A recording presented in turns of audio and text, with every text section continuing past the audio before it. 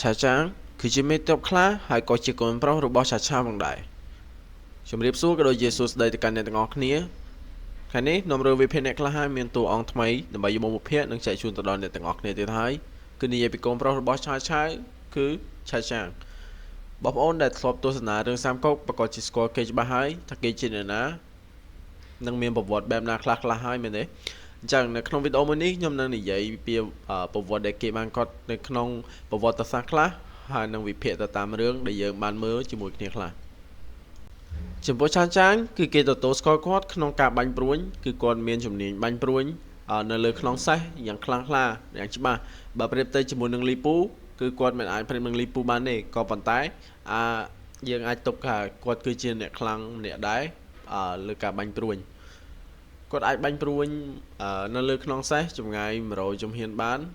ចំពោះឆាចាងគឺគាត់ចូលសមរភូមិច្រើនជាងគេក្នុងចំណោមកូនប្រុសរបស់ឆាឆាទាំងអស់ហើយគាត់បានចូលធ្វើជាទាហានតាំងពីក្មេងមកម្លេះគាត់តាមឪពុករបស់គាត់ធ្វើសង្គ្រាមគ្រប់ទិសទីមួយទៀតគាត់ក៏ជាមេតបដែលមានកម្លាំងខ្លាំងដូចជាសៀងអ៊ីយ៉ាងដែរមានថ្ងៃមួយឆាឆាគាត់បានទទួលខ្លាធំមួយក្បាលដាក់នៅក្នុងទ្រុងអ្នកគ្រប់គ្នាមិនហ៊ានទៅនៅចិត្តទ្រុងនឹងផង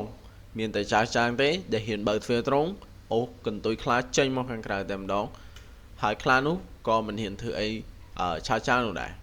ចឹងហើយទើបគេគ្រប់គ្នាតែងតែហៅឆាចាងថាមេតបកូនខ្លាពេលដែលឆាចាងលើកទ័ពទៅបង្ក្រាបពួកបះបោឬក៏ទៅធ្វើសង្គ្រាមនៅកន្លែងណាមួយគេគ្រប់គ្នាតែងតែឃើញឆាចាងហើយគេបដូរពីការប្រយុទ្ធគ្នារៀបយុទ្ធសាស្ត្រប្រយុទ្ធគ្នាបែរជាមកការពារក្រុងទៅវិញដោយសារតែគេខ្លាចជាមួយនឹងកម្លាំងនិងសមត្ថភាពរបស់ឆាចាងធ្វើឲ្យតែឆាចាងនៅក្នុងរឿងមិនសូវមានកម្លាំងឬក៏មានល្បិចអីច្រើននោះទេនៅក្នុងរឿងសាមកុក2010បងប្អូនមើលប្រហែលជាមិនសូវឃើញដែលឆាចាងគាត់ខ្លាំងត្រង់ចំណុចណាគាត់គ្រាន់តែជាមនុស្សឆេវឆាវម្នាក់តែនេះគឺជាការពិតដែលឆាចាងគឺគាត់មានកម្លាំងខ្លាំងនិងវិជាគុណគាត់គឺមិនអន់នោះទេមានថ្ងៃនោះមួយឆាភីគឺគាត់បានធ្វើជើងធំមួយដាក់នៅក្នុងសំណាក់គ្មានអ្នកណាលើរួចនោះទេព្រោះតែជើងនឹងវាធ្ងន់ពេកឆាចាងដឹងហើយក៏គាត់បានដើរចូលទៅក្នុងសំណាក់ហើយក៏លើកយកវាមកដាក់លើស្មាហើយដើរចេញមកវិញធ្វើដូចវានឹងជារបស់ស្រាលអីម្យ៉ាងអីចឹងទៅចឹងហើយទៅគេដឹងថាឆាចាងគឺគាត់ជាមនុស្សដែលមានកម្លាំងយៈដូចជាសៀងអ៊ីចឹងបងប្អូនធ្លាប់មើលរឿងស្ដេចសង្គ្រាមឯងឃើញសៀងអ៊ីតែលើកជើងពៀនយៈមួយចឹងកម្លាំងឆាចាងគឺដូចជាសៀងអ៊ីចឹងគាត់មិនអាចព្រាមសៀងអ៊ីបានទេប៉ុន្តែ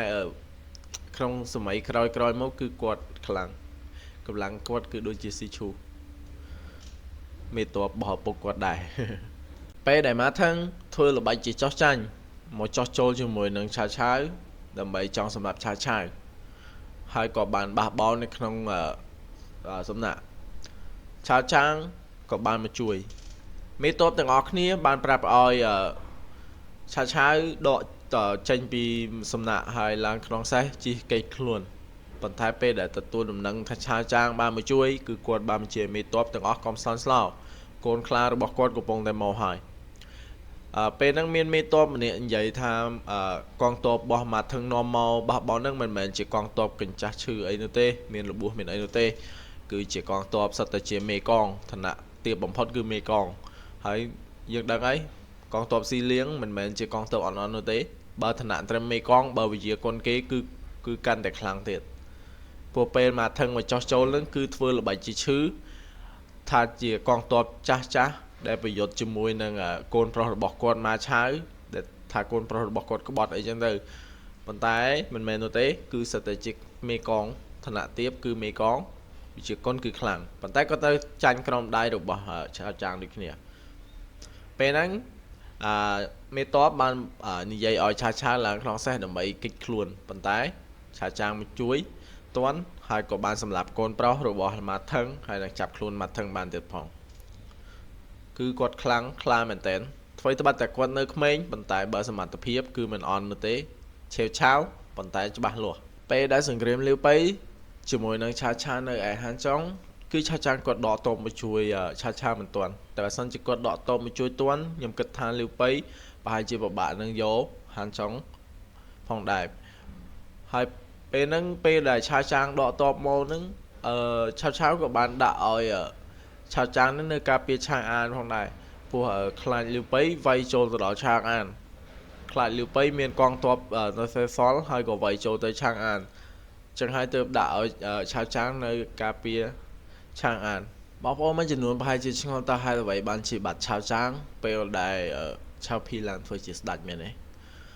ឆាវចាងបានលើកទ័ពមករកបះបោពេលហ្នឹងហើយក៏ត្រូវស៊ឺម៉ាអ៊ីប្រើអណ្ដាតអត់ឆ្អឹងនិយាយលងលោមឲ្យឆាវចាងព្រមបកគលទ័ពទាំងអស់100,000នាក់ទៅឲ្យឆាវភីក្រោយពេលដែលបកគលហើយក៏មានពិធីជប់លៀងអីជារឿយៗនៅក្នុងនឹងមានកន្លែងមួយគេបានសរសេរថា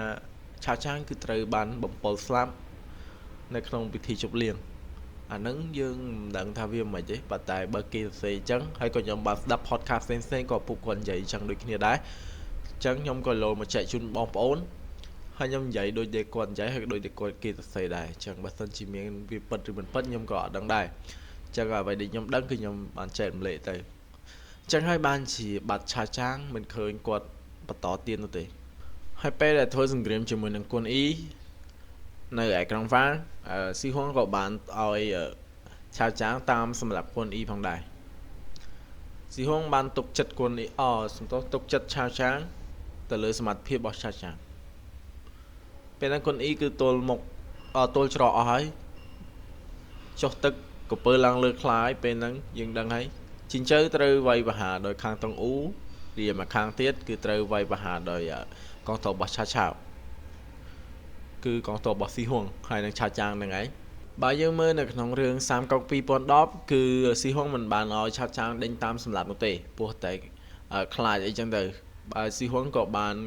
និយាយថាឲ្យឆាវចាងដកកំបាត់មកកាប់គាត់មកបើសិនជាចង់ដេញតាមសម្លាប់គុនអ៊ីព្រោះនេះគឺជាបញ្ជារបស់ឆាវឆាវគ្រាន់តែឲ្យវាយមិនបានឲ្យសម្លាប់នោះទេព្រោះឆាវឆាវបានដឹងមុនហើយថាបើសិនជាវាយឲ្យសម្លាប់គុនអ៊ីសត្រូវដ៏ធំគឺរូកេលីប៉ៃនឹងលើកទ័ពទៅវាយនគរអ៊ុយជាមិនខានអញ្ចឹងហើយទើបគេទុកឲ្យខាងតុងអ៊ូទទួលរងកំហឹងនឹងទៅគឺឲ្យលីម៉ឹងក៏តាមសម្លាប់គុនអ៊ីហ្នឹងឯងពេលដែលឆាវឆាវមកដល់គឺឆាវឆាវបានឲ្យតាមកូនប្រុសរបស់គាត់ឆាវចាងតាមសម្លាប់មែនប៉ុន្តែមិនបានឲ្យសម្លាប់នោះទេគ្រាន់តែឲ្យតាមទូងស្គរស្រែកលឺតាមពីក្រោយអីចឹងទៅកុំឲ្យសម្លាប់នឹកឃើញដល់ចំណុចនេះខ្ញុំនឹកឃើញដល់វីដេអូរបស់ admin សំ51គឺគាត់កាត់តលយមែនតើកន្លែងសម្ដីរបស់ឆាវឆាវនិយាយគាត់និយាយទៅកាន់កូនប្រុសរបស់គាត់និយាយថាតើស៊ីហួងគឺជាអ្នកណាគេធ្វើសង្គ្រាមតាំងពីឯងមិនទាន់កើតមកម្លេះលយមែនតើនិយាយឆាវឆាវគាត់និយាយហ្នឹងគឺអំណាចមែនតើស៊ីហុងធ្វើសង្គ្រាមតាំងពីឆាវចាងមិនទាន់កើតគឺដើរសង្គ្រាមតាំងពីសម័យតុងជ័រជាមួយស្ដេចក្រែងផ្សេងអីម្លេះរាជឆាវចាងគឺគាត់កើតក្រោយហើយគាត់ក៏ជាក្មេងចំនួនក្រោយអញ្ចឹងហើយគឺគាត់មិនគួរប្រមាថមានតបចាស់នោះទេឆាវឆាវគាត់ចង់បាននៅហើយអញ្ចឹងពេលកន្លែងឈុតហ្នឹងបងប្អូនដែលបានមើលរឿងសាមកុក2010ប្រហែលជាបានឃើញហើយក៏គួរតែចាប់អារម្មណ៍ដែរតោះឈុតហ្នឹងគឺល្អកាពេលដែលឆាវឆាវគាត់ស្លាប់គាត់បានកោះហៅឲ្យឆាវចាងត្រឡប់មកជួបមុខគាត់ជាលើកចុងក្រោយអីចឹងទៅប៉ុន្តែឆាវចាងគឺគាត់មិនបានមកតែម្នាក់ឯងនោះទេពេលហ្នឹងគឺគាត់លើកងទ័ពមក100,000នាក់នៅខាងក្រៅក្រុង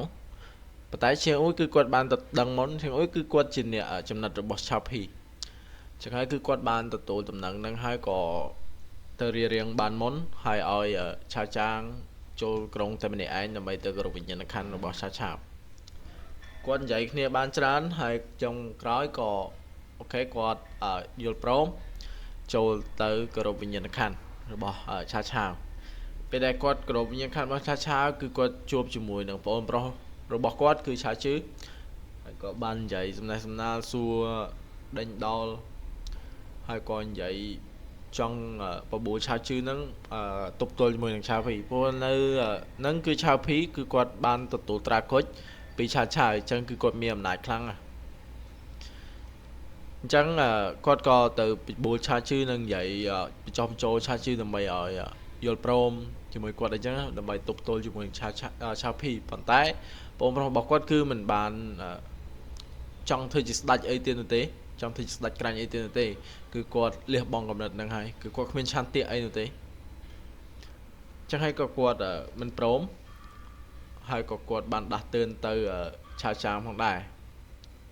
ថាកុំភ្លេចមើលគំរូរបស់កូនប្រុសរបស់យានសាវតែពួកគេបរាជ័យដោយសាររឿងអីឆាវចាងក៏គាត់ចង់មានអំណាចដែរហើយក៏គាត់ចង់ឡើងធ្វើជាស្ដេចផងដែរក៏ប៉ុន្តែមានឆាវភីនៅគឺឆាវចាងមិនអាចធ្វើឲ្យបានទាំងអស់ឆាវចាងលើកទ័ពមកបះបោរក្រោយពេលដែលឆាវស្លាប់ប៉ុន្តែត្រូវស៊ឺម៉ាអ៊ីប្រើអណ្ដាតអត់ចឹងបំបាក់បានគេភ័យស្លន់ស្លោក៏ព្រមបកគោលទ័ពទាំងអស់ឲ្យទៅឆាវភីក្រោយមកឆាវចាងក៏ត្រូវបានឆាវភីដែលជាប្អូនប្រុសបំពល់ស្លាប់ដោយសារតែឆាវភីគឺខ្លាចឆាវចាងជាងគេរាឆាវជើគឺជាត្រឹមតែជាអ្នកសិក្សាម្នាក់ទេអញ្ចឹងគឺគេមិនសូវខ្លាចទេគេខ្លាចតែឆាវចាងនឹងឯងចំពោះរឿងរ៉ាវឆាវដែលខ្ញុំបានដឹងគឺមានតែប៉ុណ្្នឹងឯងហើយអ្វីដែលយើងបានដឹងនឹងគឺឆាវគាត់ជាមេតបដែលខ្លាំងហើយគាត់ជាមនុស្សដែលកេងក្អាងមិនសូវស្ដាប់សម្ដីអ្នកដទៃហើយគេក៏មានចំណុចល្អខ្លះហើយនឹងចំណុចអាក្រក់ខ្លះផងដែរហើយបងប្អូនយល់យ៉ាងណាចំពោះសាច់រឿងរបស់ឆាវចាងកុំភ្លេចជួយ comment នៅខាងក្រោមប្រាប់ខ្ញុំឲ្យបានដឹងផងហើយចំពោះបងប្អូនដែលមិនទាន់បាន Subscribe Channel របស់ Admin កុំភ្លេចជួយចុច Subscribe អ្នកមួយផងដើម្បីជាកម្លាំងចិត្តក្នុងការធ្វើវីដេអូបន្តទៀតហើយបើសិនជាបងប្អូនដឹងរឿងរ៉ាវច្រើនជាងនឹងបងប្អូនអាចជួយ comment ប្រាប់ Admin អ្នកមួយផងដើម្បីឲ្យដឹងទាំងអស់គ្នាដើម្បីយើងដឹងទាំងអស់គ្នាបើដឹងអ្វីដែលលើសពីនឹងលើសពីដែលខ្ញុំដឹងកុំភ្លេចជួយ comment ប្រាប់ផងហើយវីដេអូរបស់យើងថ្ងៃនេះគឺមានតែប៉ុណ្្នឹងឯងហើយខ្ញុំក៏អរគុណដល់អ្នកទាំងអស់គ្នាដែលបានស្ដាប់មកដល់ទីបញ្ចប់ហើយខ្ញុំនឹងព្យាយាមធ្វើវីដេអូឲ្យបានច្រើនជាងនឹងហើយនឹងព្យាយាមស្រាវជ្រាវឲ្យបានច្រើនជាងនឹងពីមេតបក៏ដូចជាអ្នកប្រាជ្ញផ្សេងៗរបស់ចិននៅក្នុងរឿងសាមកុកអរគុណជម្រាបលាជួបគ្នានៅវីដេអូក្រោយៗទៀត